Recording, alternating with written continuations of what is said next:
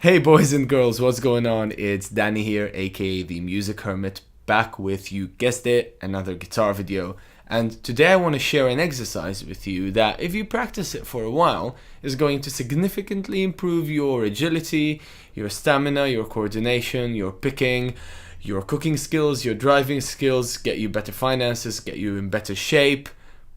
So if this all sounds too good to be true, it's probably because it is. But it is a very good exercise, so stick around and let's dive right in.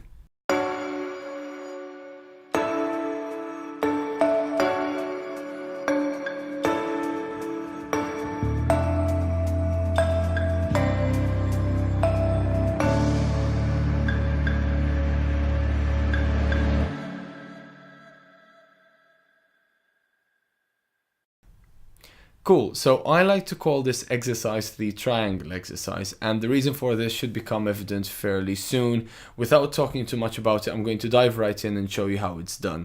And hopefully, while I'm doing it, you're going to see why it's so beneficial and such a cool exercise to practice. Before I go any further, guys, let me just say this is somewhat of an intermediate exercise.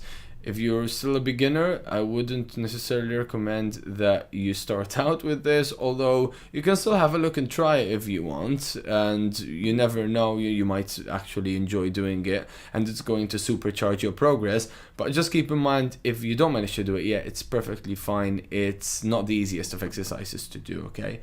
So I'm going to show you some patterns, and we're going to be in the key of G major for this section. Now you don't have to do the exact patterns I'm showing you. You can make up your own pretty much. You can be in any key. You don't have to be in any key. You can just find random notes and do this exercise on those. But for the sake of keeping some sort of, musicality for now, I'm going to be sticking to a key center. So let's take G major, alright? G major 7th, whatever the case may be. The first pattern is going to look something like this.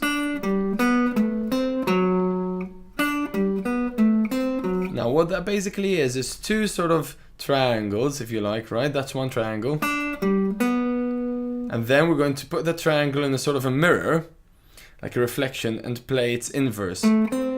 So let me break that down for you. What I'm playing is I'm starting with my pinky on the 7th fret of the G string, which is a D, and then I'm playing the G on the D string, on the 5th fret of the D string, using my second finger, and then I'm playing the B on the 4th fret of the G string, and that is my first sort of triangle complete, right? Now you can use whatever picking you like, really. I like to use alternate picking for this. You can start with a down or an up. Because I'm going up the strings, I like to start with an upstroke, but again, it's up to you. As the first part. Now, we're just gonna flip that around. So, instead of playing the 7th fret on the G, I'm gonna play the 7th fret on the D string now. And that's gonna be my first note of the second triangle. So it's gonna be A, then I'm gonna play that C here on the 5th fret of the G string. And then I'm gonna play the F sharp here on the 4th fret of the D. So in total, if you combine these two triangles sort of mirrored to each other, it's going to sound something like this. Again.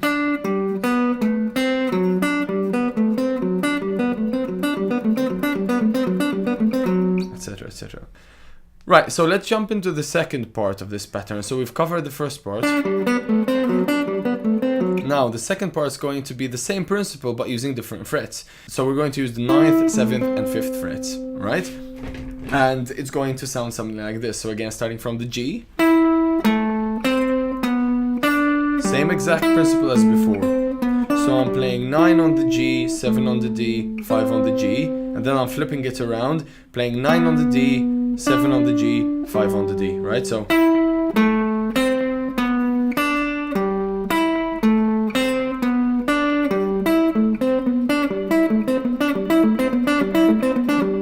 let's just look at what we've got so far and combine these two patterns. So we're starting here. Let's say you play the whole thing twice, yeah? So 1, 2, and then you jump into the next pattern, which is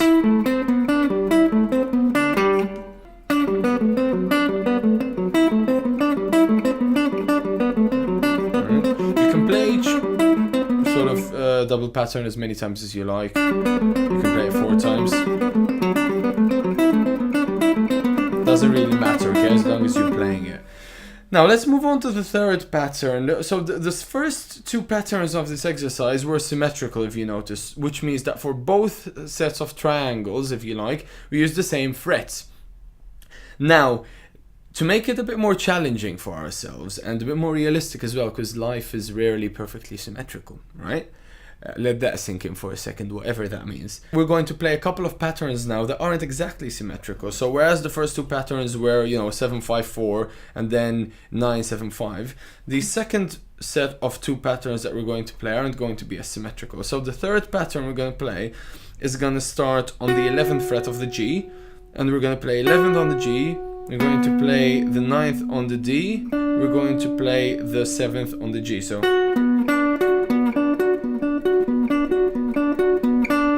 then the second triangle in this pattern won't be starting from the 11th on the D, which is the way we've done it so far. Instead, it's going to start on the 10th fret of the D. The reason is because we want to stay in this G major key, right? So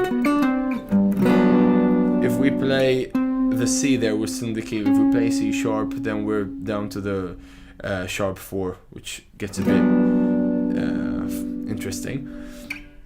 So this pattern is going to look something like this.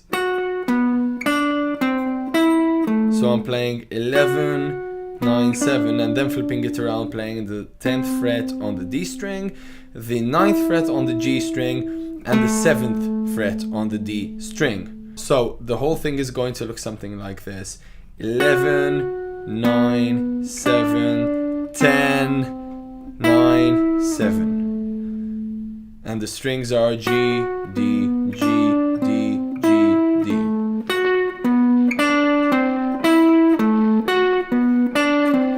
Yeah?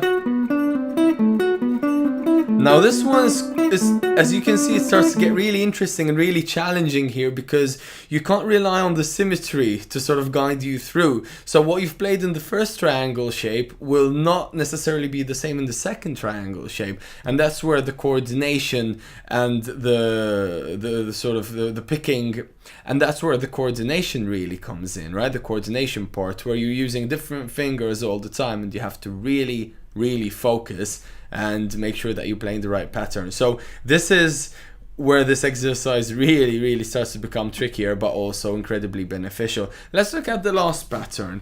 The last pattern will be something like this.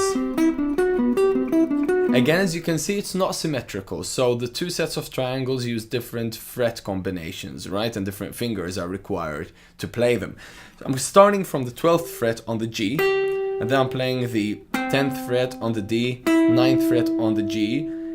That's the first triangle. And then the second triangle is going to look something like this: 12th fret on the D, 11th fret on the G, 9th fret on the D. So it's going to be again.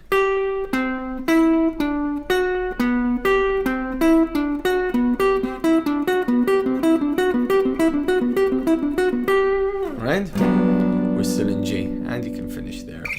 So as you can see, that last pattern is also quite a bit of a pretzel, right? If you like, it involves twisting your fingers up into different shapes. So let's recap the whole thing. We've got 4 different patterns, with each pattern having 2 triangle shapes within it.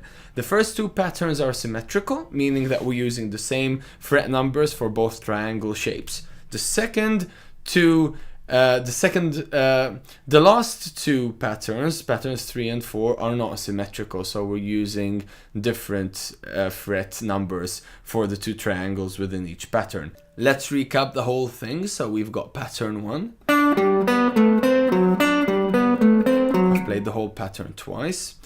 Second pattern. Third pattern. Fourth pattern.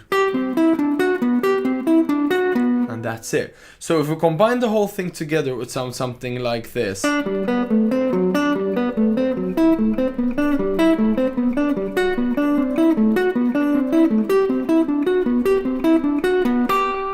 finishing with a G there. Now, if you want to make it a bit more interesting for you to practice, you can find a backing track or just sort of record yourself playing along to a chord progression that's in the key you want to practice this in. So if you want to be in G, you can do this in G major or E minor, which is the relative minor of G major.